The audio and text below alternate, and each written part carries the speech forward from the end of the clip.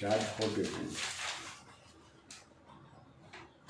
வன்கொடுமை தடுப்புச் சட்டம் அமல்படுத்த கோரி ஆர்ப்பாட்டம். +2 தேர்வான 16,929 உயர்கல்வியில் சேரவில்லை. எங்கே போனது அந்த வீரியமும் வேகமும்? உருக்குலைந்து போன அரசு ஊழியர் சங்கங்கள். பட்டதாரி ஆசிரியர்கள் சென்னையில் உண்ணாவிரதம். சனி ஞாயிறு சமையல் கட்டாயம் ஆதிராவிடர் நல விடுதியில் அமல். சாலை விபத்தில் பெற்றோர் உயிரிழப்பு. பிள்ளைகளுக்கு ரூபாய் 1.21 கோடி இழப்பு. சுற்றுச்சூழல் உணர்திறன் மண்டலமாகிறது. நங்கராயன் பறவைகள் சரணாலயம் எல்லை திருப்பூர். முதல்வர் திறந்து வைத்த ரேஷன் கடைக்கு 2 வாரத்தில் தனியார் போட்ட பூட்டு. புதுக்கோட்டையில் வங்கிக் கடன் கட்டுவதை தவிர்க்க கணவரை கொன்ற மனைவி கைது. கிருஷ்ணகிரியில் ஏஐ தொழில்நுட்பத்தை கண்டு கவலை வேண்டாம் சத்குரு. காதலியின் கழுத்த பிள்ளைகளால் அறுத்த காதலன் தற்கொலை.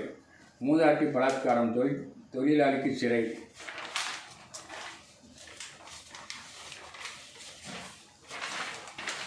இராணுவ தளவாடங்கள் ஏற்றுமதி 10 மடங்கு உயர்ந்தது. அபாரம். ரூபாய் 2,000 கோடியில் இருந்து ரூபாய் 23,000 கோடியை எட்டியது. போலீஸ் இன்ஸ்பெக்டரை உயிருடன் எரிக்க முயற்சி. சண்டிகர். அசாமில் காட்டை ஆக்கிரமித்த 1,500 குடும்பங்கள் வெளியேற்றம். புடின் வருகையால் பரபரப்பில் டெல்லி. தலைமையை விமர்சிக்கும் பாஜக எம்பி. ஒடிசா அரசியலில் குழப்பம். தர்மேந்திர பிரதான்.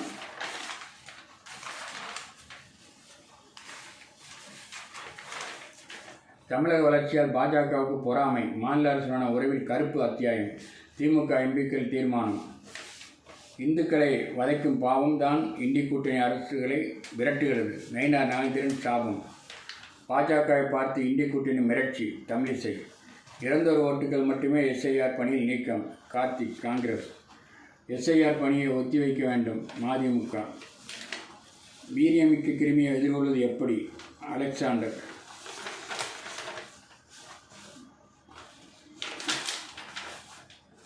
சிந்தனைக்களம். ஜனநாயக தேர்தல் முறையை அன்றே சொன்ன உத்தரமேரூர் மானூர் கல்வெட்டுக்கள்.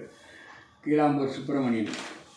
கூண்டில் சிக்கிய புலி முதுமலையில் விடுவிப்பு. காலியான இருக்கைகளும் காணாமல் போன ரசிகர்களும். மதுரையில் காக்கி பரிதாபங்கள்.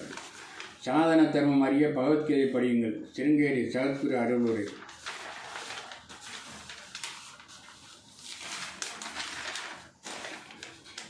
தொட்டாலை உதிர்கிறது பல்நோக்கு மைதான சுற்றுச்சுவர். ஆபத்து. ரூபாய் 10 கோடி செலவிட்டும் பேச்சு ஒர்க்கிற்கு தயாராகும் அவலம். வெளியேறியது முல்லை. துவங்கியது குறிஞ்சி மெட்ரோ திட்ட சுரங்கப் பணிகள் விறுவிறு.